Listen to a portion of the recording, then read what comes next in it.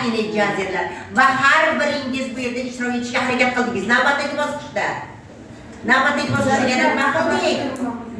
Jalidlar haqidagi ma'lumotlarni berdik. Jalidlar haqidagi ma'lumotlarni berdik va hamma o'zi shu bahonada jalidlar haqidagi ma'lumotni Facebook'lardan yoki bo'lmasa ijtimoiy tarmoqlardan, ChatGPT'lardan olishga harakat qildi va sizni qo'lingizga elektron variantda kitobcha sovg'a qilyapmiz. Navbatdagisi.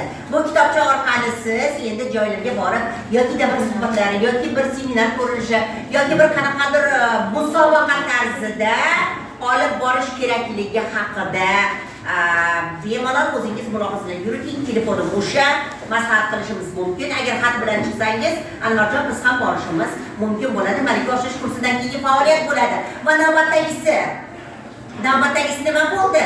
Kayfiyat ko'tarinkinligi saqlab qolindimi? 3-pari edi. Nima uchun uxlab qolmadingiz?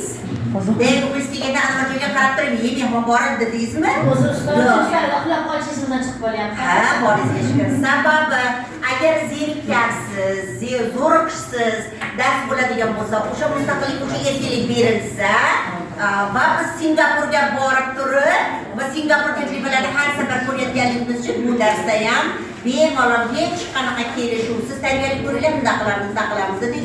Ssenariylarni mana hozir qanaqasiga o'sha joyimizdan chiqib keta oladigan holatda tayyor bo'ldingiz. Baholash va rag'batlantirish uchun marhamat kundalik.com'ga bugun hozir borib ertalabgacha qo'yib chiqaman. Bu yerdagi agar ruxsat bersa Anvarjon har biringizga 10 ballgacha bahoda. Yana bitta